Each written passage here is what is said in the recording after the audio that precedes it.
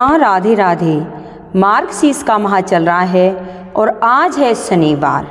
तो आज सुनेंगे शनिदेव की बड़ी ही सुंदर कथा कि कैसे शनिदेव ने बताया कि मैं किन किन लोगों को कंगाल कर देता हूँ और किन किन लोगों को धनवान कर देता हूँ। तो प्रिय भक्तों, आज की कहानी बड़ी ही महत्वपूर्ण और रोचक है। आप इस वीडियो को पूरा जरूर सुनना। कहते हैं स्वर्ग लोक में एक बार शनिदेव और फिर माता लक्ष्मी में बहस छिड़ गई थी। लक्ष्मी जी बोली मैं बड़ी हूँ और शनिदेव बोले मैं श्रेष्ठ हूँ। दोनों के बीच जब निर्णय नहीं हो पाया कि दोनों में श्रेष्ठ कौन है, तो उन्होंने धरती लोक पर किसी ईमानदार राजा से अपना फैसला करवाने का निश्चय किया। उन दिनों धरती पर प्रयागराज में एक श्री वत्सलाल नाम के राजा रहते थे। वे अपने न्याय के लिए दूर दूर तक प्रसिद्ध थे। शनिदेव और माता लक्ष्मी राजा श्री वत्स के पास गए और झगड़े की वजह बताई कि हम दोनों में यह सिद्ध नहीं हो पा रहा है कि श्रेष्ठ कौन है। कृपया आप ही हमारा निर्णय कर दें। तब शनिदेव और माता लक्ष्मी की बात सुनकर राजा श्री वत्स बहुत ही बड़े धर्म संकट में फंस गए कि दोनों में से किसको बड़ा कहे जाए।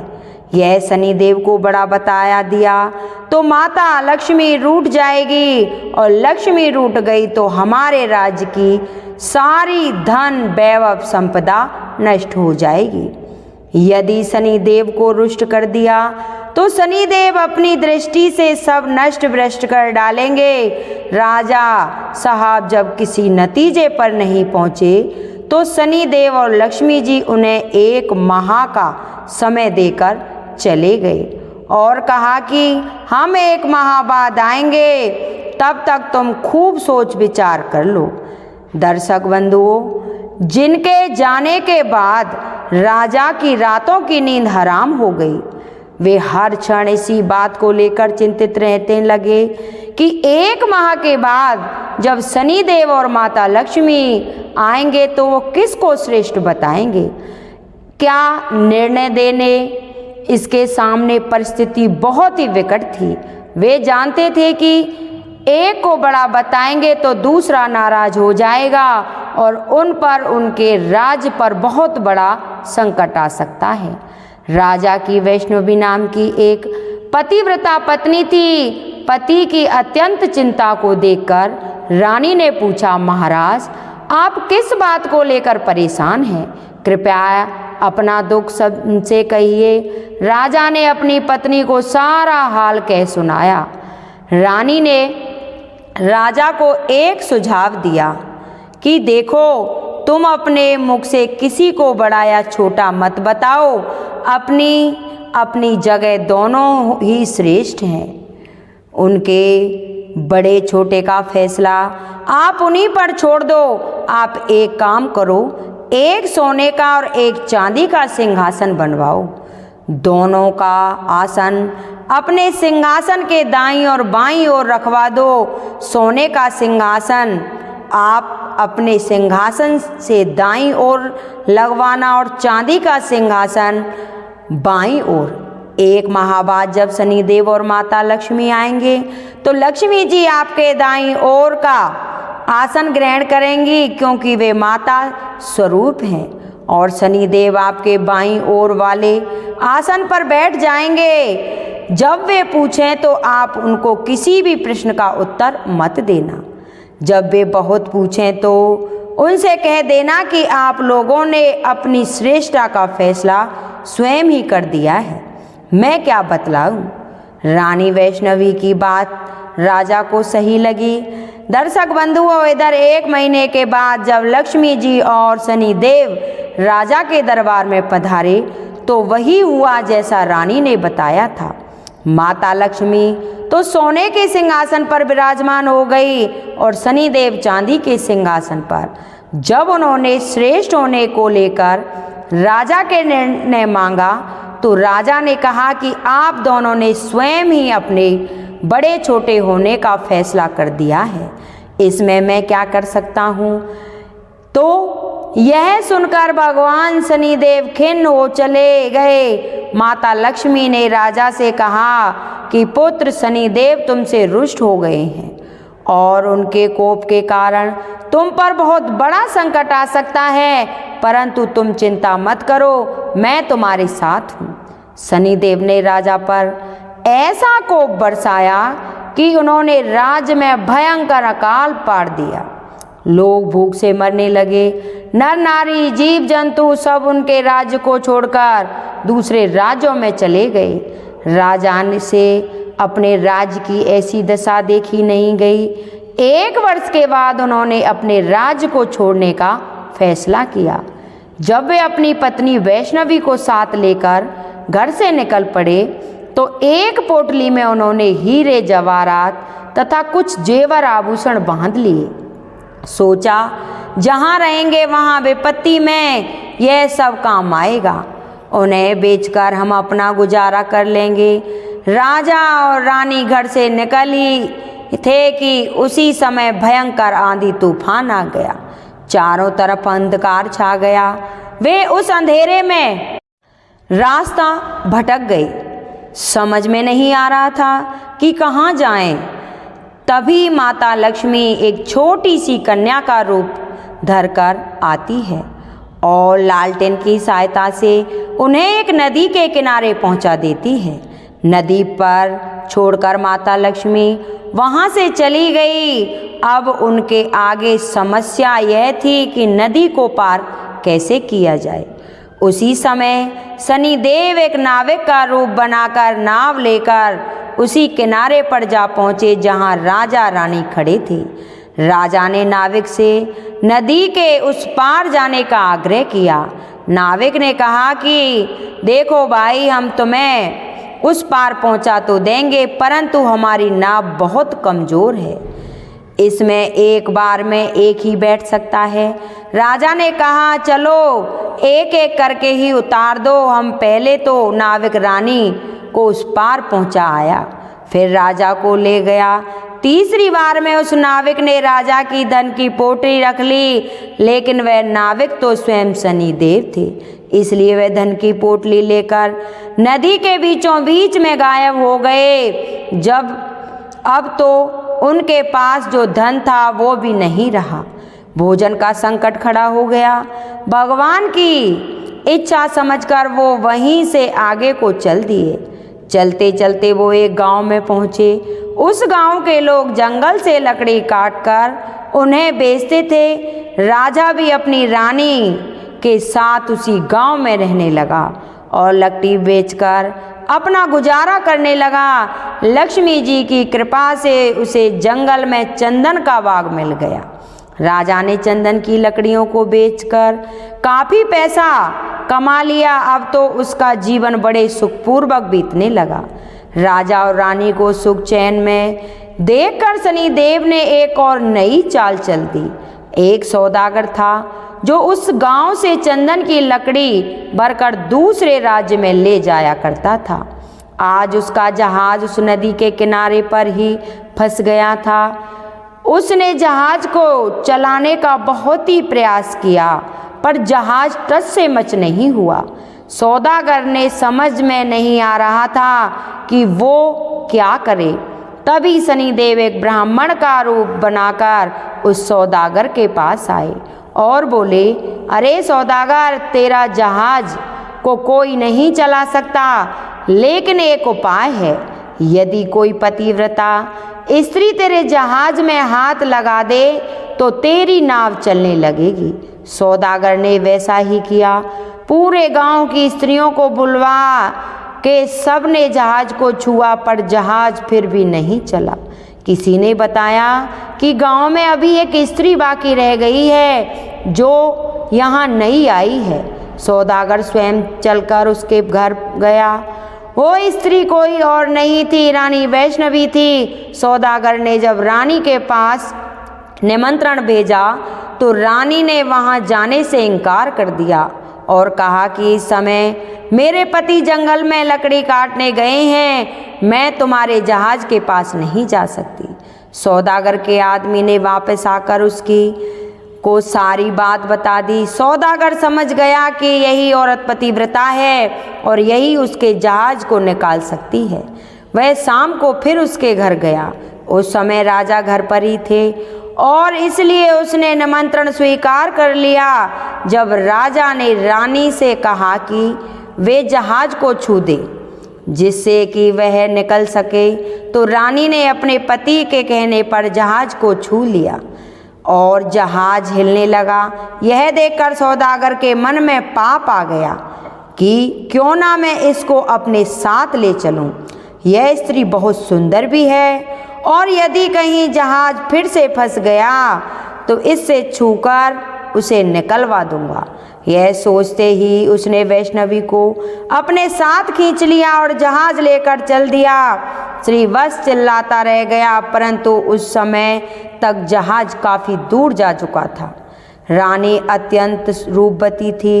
उसको देखकर सौदागर के मन में पाप आ गया और वह उसको अपनी पत्नी बनाने की इच्छा करने लगा। राजा ने सौदागर की छेड़छाड़ से तंग आकर सूर्य देवता से प्रार्थना की कि उसको अपनी की रक्षा करने के लिए ढोल दे दे। उसकी प्रार्थना भगवान सूर्यदेव ने सुन ली। उसी समय रानी के शरीर से कोढ़ फूट गया तो एकदम से कुरूप हो गई। उसके कुरूप शरीर को देखकर सौदागर उसके पास नहीं जाता था, पर वह हमेशा उसे अपने साथ ही रखता था। इधर राजा रोते चिल्लाते हुए नदी किनारे से चल पड़े। वह इसी उम्मीद में थे कि यदि जहाज उस तरफ से गुजरेगा तो वह अपनी पत्नी को छुड़ा लेंगे। आखिर उसको जहाज का कहीं पता नहीं चला तो वो नदी किनारे आश्रम के साधुओं के साथ रहने लगा। अब तो राजा वहाँ पर साधुओं की सेवा करता था, उनकी गायों को चराता था और गायों के गोबर से उपले बनाता था। वो उपले लक्ष्मी जी की कृपा से सोने के बन जाते थे। इस प्रकार कुछ ही दिनों में उसके पास ढेर सारे सोने की ईंट हो गई। एक दिन जो सौदागर राजा की पत्नी को ले गया था, उसका जहाज उसी नदी पर आया। राजा ने सौदागर को पहचान लिया। उसने सौदागर को ईंट दिखाकर कहा, यदि सौदागर उसको साथ ले चले तो वह सोने की ईंट सौदागर को दे देगा। सौदागर ने राजा को पहचान लिया था, परंतु सोने की ईंटों के लालच में उसे अपने पास बैठा लिया। ईंटों को भी जहाज में रखवा लिया। जब जहाज चल पड़ा तो सौदागर ने राजा को नदी में फेंक दिया। राजा की चीख पुकार राजा की रानी ने सुनी ली और उसने तुरंत एक तकिया जल में फेंक दिया। उस तकिए के सहारे से राजा एक पुल पर पहुंच गया। राजा को वहां के लोगों ने निकाल लिया। उन लोगों ने राजा से पूछा कि वह कौन है और कहां से आया है, तो राजा ने कहा कि वह एक अत्यंत दुखी आदमी है। उसका सब कुछ लुट गया है, उसके पास कुछ नहीं बचा है। वह यहाँ के लोग उसको पकड़कर राजा के पास ले गए। श्रीवत्स ने राजा से नौकरी मांगी। राजा ने श्रीवत्स को अपने यहाँ बगीचे में माली का काम दे दिया। प्रिय भक्तों, राजा की एक पुत्री थी। उसके लिए नित्य फूलों का सुंदर गजरा एक मालिन लाती थी। एक दिन राजकुमारी ने मालिन से पूछा कि आजकल गजरे में कौन बनाता है? बहुत सुंदर गजरे बनाता है। मालिन ने राजकुमारी को बताया कि एक नया नौकर आया है जो बड़े ही सुंदर गजरे बनाता है। राजकुमारी ने उस नौकर को देखने की इच्छा जताई।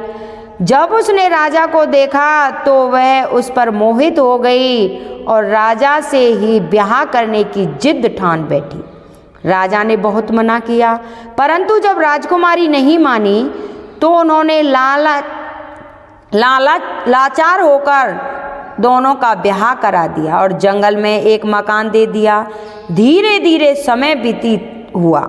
कुछ दिनों बीते तो राजा श्रीवत्स ने राजकुमारी से कहा कि ऐसे बैठे रहना मेरा मन नहीं लगता है। तुम अपने पिता से कहो कि मुझको जहाज़ों की चुंगी का ठेका दे दे।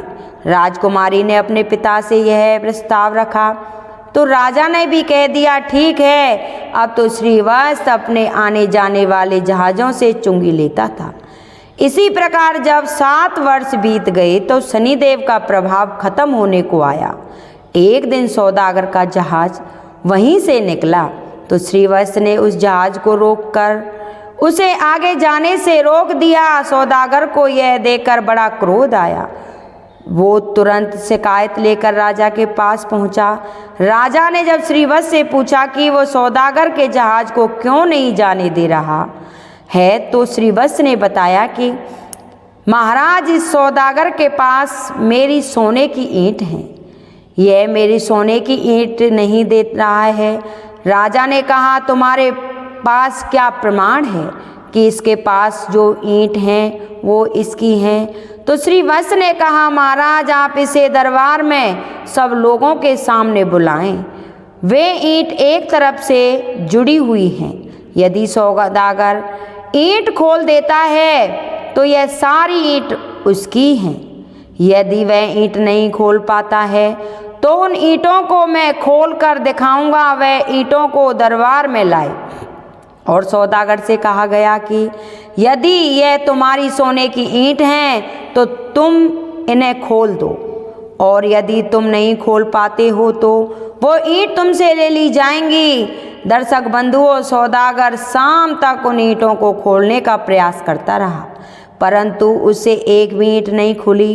अंत में जब शाम हो गई तो राजा के दामाद श्रीवत्स की बारी आई और उन्होंने चंद क्षणों में ही उन ईंटों को खोल दिया। तब राजा ने पूछा कि वह कौन है तो श्रीवत्स ने पूरी कहानी बताई और बताया कि मेरी पत्नी वैष्णवी को इस सौदागर ने छीन लिया है, कृपया मुझे मेरी रानी दिलवा दीजिए। तो राजा ने सौदागर से कहकर तुरंत वैष्णवी को पालकी में बुलवाया और सौदागर को पकड़कर कड़ी सजा दी।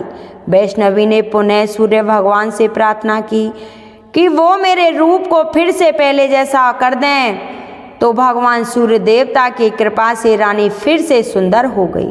राजा ने आदर पूर्वक श्रीवत्स को खूब सारा धन देकर विदा कर दिया।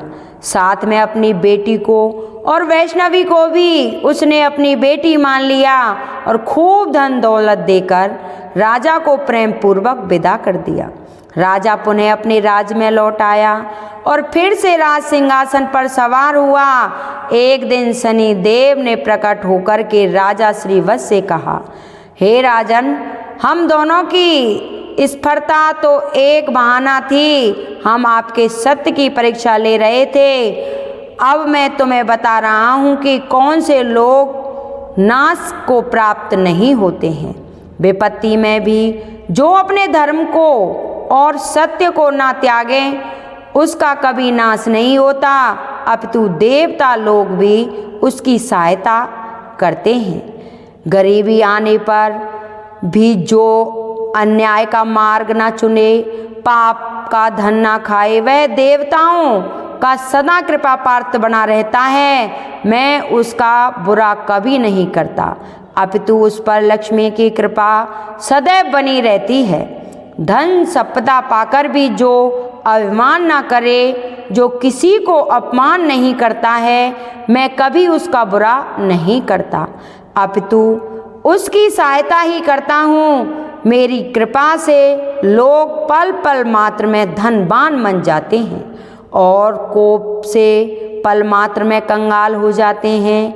हे राजन, जाओ, मेरे वरदान से तुम्हारा राज्य फिर से संपन्न हो जाएगा, धन दौलत से संपन्न हो जाएगा, तुम्हारी प्रजा खुशहाल हो जाएगी और कभी दुख दरिद्रता तुम पर नहीं आएगी। राजा को वरदान देकर शनिदेव और माता लक्ष्मी वहाँ से चले गए। बोलो शनिदेव भगवान की जय, बोलो माता लक्ष्मी की जय। आपको ये हमारी कहानी कैसी लगी कृपया करके कमेंट बॉक्स में ज़रूर बताना। शनिदेव भगवान की जय।